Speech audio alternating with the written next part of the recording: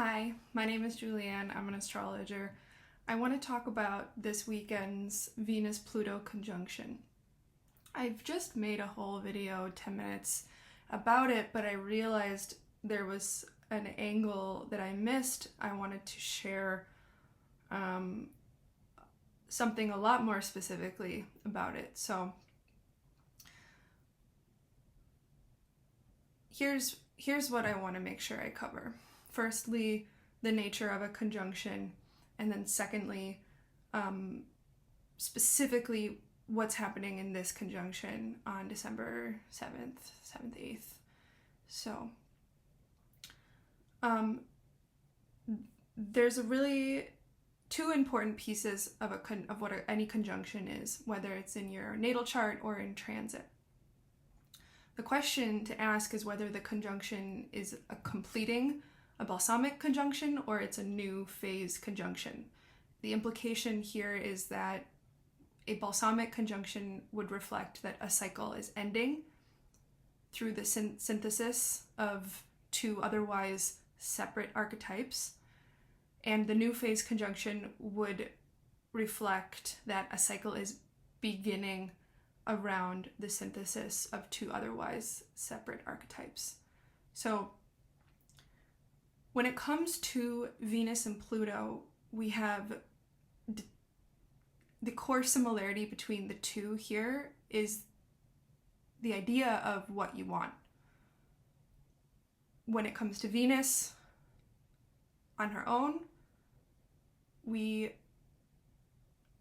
look to her in astrology and archetypally, mythologically, as the receptive, the feminine, the surface level meeting of, knowing what we want. And instead of it's actually not knowing. Venus is kind of like a big circle. She's dilated, right? She's open. I see Venus as like a big magnifying glass that will always show you what you want. And the difference between Venus and Pluto is that Pluto is what you want really, really deeply. Venus is a preference. Venus can be very, very deep. It connects you to the depths of your soul of what you want, because when I kind of think you can trace your superficial desires down into what your kind of deepest desire is. It's an interesting idea of an exercise you can do, but I digress. So when Venus and Pluto complete a conjunction, are completing a cycle to each other, Venus is always the faster moving planet. Venus moves very quickly.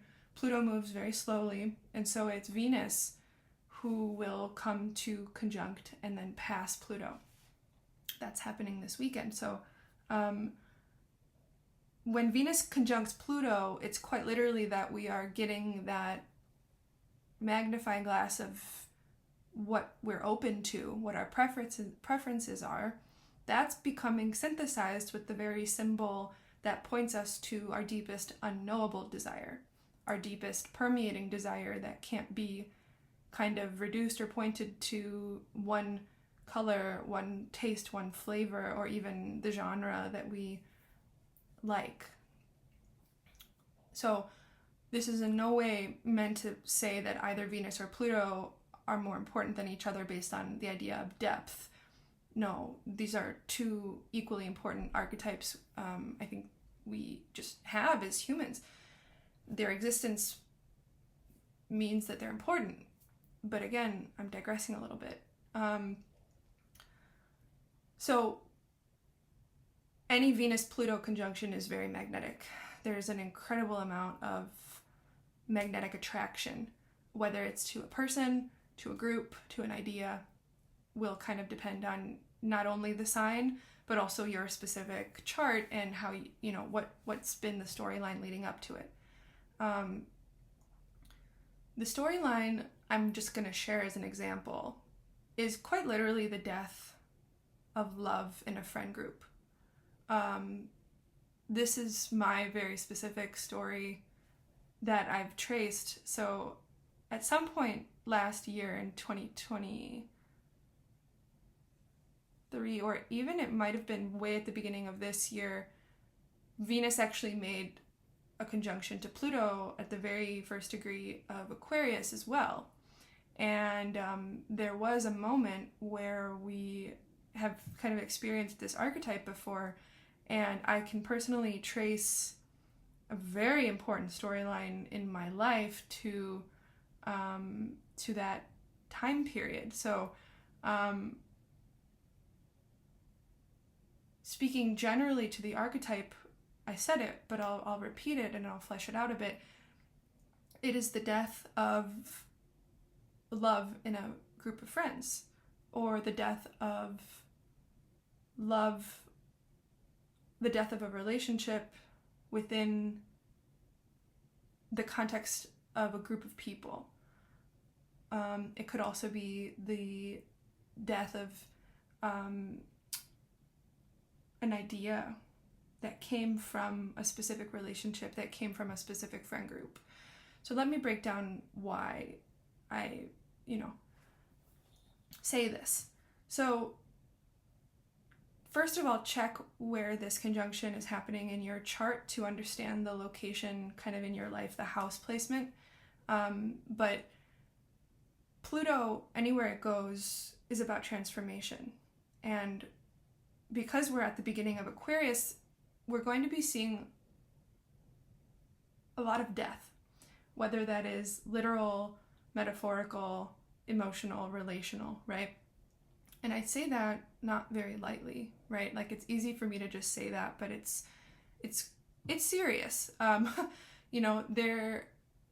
It can manifest either as the end of actual relationships or just the end of the way certain relationships behaved, and the need to radically transform the way that you're showing up to someone. And that's because Pluto, again, in this beginning phases of this huge transformation process that it's going to go through in this sign of Aquarius over the next 20 years, something needs to die.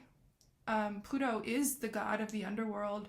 Pluto does not care whether we live or die as an archetype. Pluto is the undying nature of our soul that is urging us to transform and to evolve. So for that reason, the idea of death comes up very specifically around Pluto and conceptions of the end. The particular importance of this is that we go through an emotional experience of grief. We go through an emotional experience of change when things die, when something ends in ends of form. Ends of form. I guess that's how I would put it. And Venus is all about how we relate. It's what we are open to. And so when Venus and Pluto conjunct,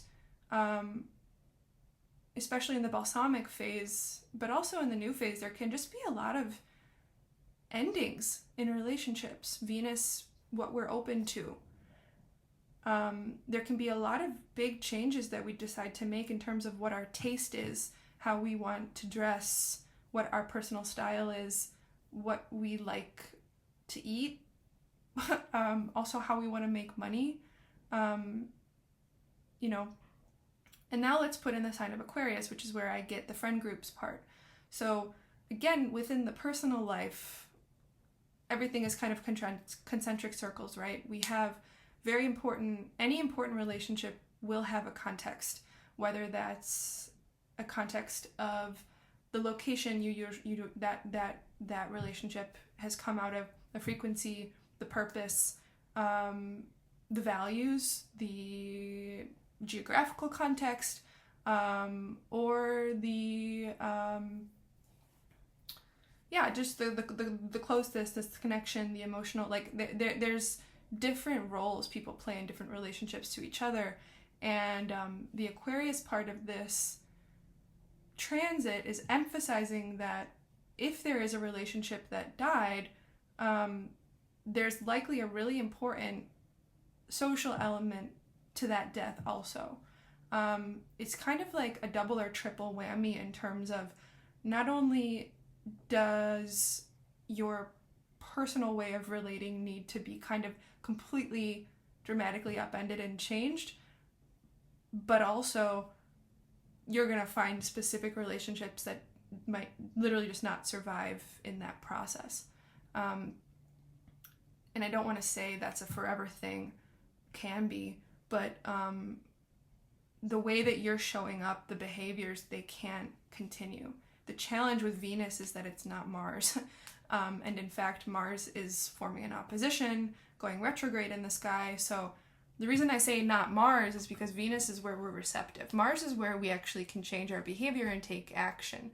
But Venus is open. Venus is open to it. It's open to the destruction. It's open to the change.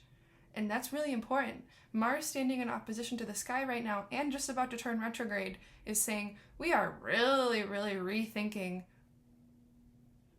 what the behaviors are. And specifically because the Mars retrograde is happening in Leo, we are rethinking our own self, our own pride that we have in ourselves, our creative capacity, and how we know ourselves to shine brightly and how it feels good for us to be ourselves. Again, necessarily within the context of a social paradigm. The social paradigm element of this is this Pluto in Aquarius, which is so significant. I mean, it's hard to understate this, but there has been, by this signature alone, a storyline of losing or having to go through significant transformations in personal relationships as or because or somehow tied to the fact that that personal relationship anchored us to a specific social context. And I would definitely say that this can be flipped on its head. So you could say that because of a certain relationship, you found yourself in a new social context and that's totally upending your life, or you lose access to a certain social context because of a certain relationship, or you are changing your mind around what ideas guide you in your life with it, which is also another Aquarian thing, which means that you have to also change how you're showing up in relationships. So that's what I want to share. That's the theme that I see really clearly here. And we're all kind of in it. So to be able to say what the point is right now is kind of hard. But let me know if this resonates with your experience, especially over this weekend. And know that, again, with the idea of a conjunction, we're ending and we're beginning. So not everything is going to be made visible or clear at this time. But I will say the last thing here, which is that the ending is often contained in the beginning and the beginning in the end. So as much as you can, I want to be like, oh, I don't know. Respect this moment. Respect yourself. Give yourself what you need. Be patient and gentle with yourself and your ideas and your relationships, because we are, again, in essence, kind of like dilated into the deepest desire of our soul right now, collectively, in our friendship groups and our communities. And so, of course, with the caveat that you can always kind of choose your own peace and take your life as seriously as you want to, but it's just I find it deeply fascinating. So yeah, let me know what you think, and have a wonderful weekend. Enjoy the attraction or the magnetism, and just be yourself, even if you don't know who you are right now. Okay, bye.